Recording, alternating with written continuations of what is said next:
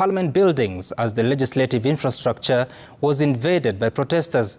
Senate Speaker Amason Kingi was among MPs evacuated by ambulances as others passed out during the rescue and evacuation operation.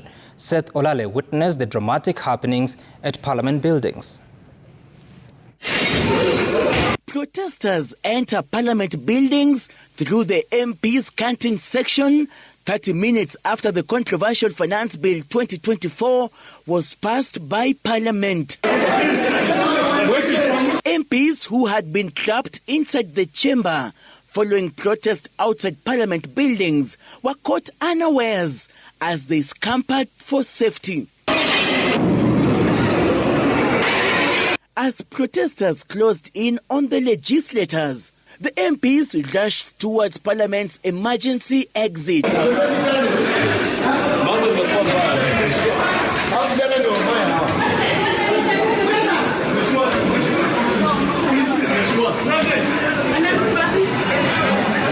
The stampede causing some MPs to be overwhelmed as Parliamentary Sergeant-at-Arms came to their rescue.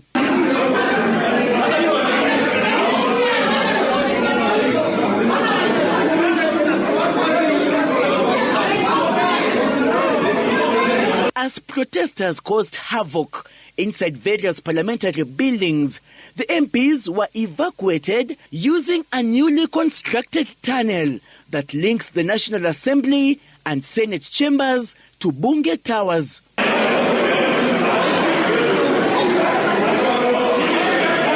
Here, Basement 2 and Basement 1 served as hideout bunkers for MPs who were visibly shocked by the unprecedented invasion.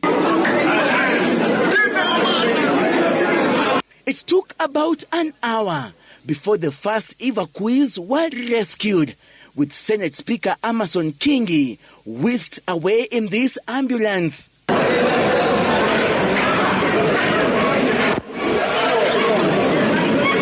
Personal belongings to some members of Parliament who were caught unawares.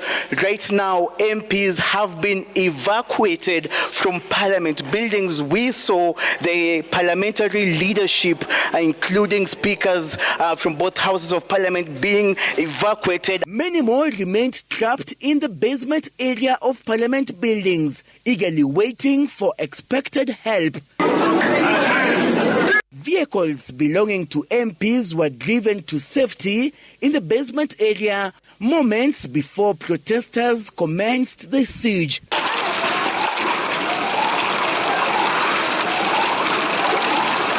Legislators trapped inside the KICC offices were evacuated by helicopters.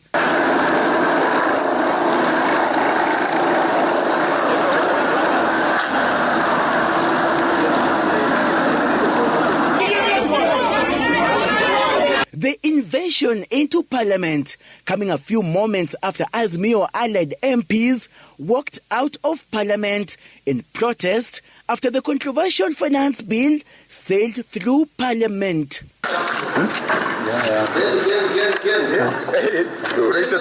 The quantity and the extent of damage meted along Parliament Road and within Parliament buildings will remain a stark reminder of the events of June the 25th, the very day in history when the Parliament of Kenya was invaded during the nationwide protests. Seth Olale,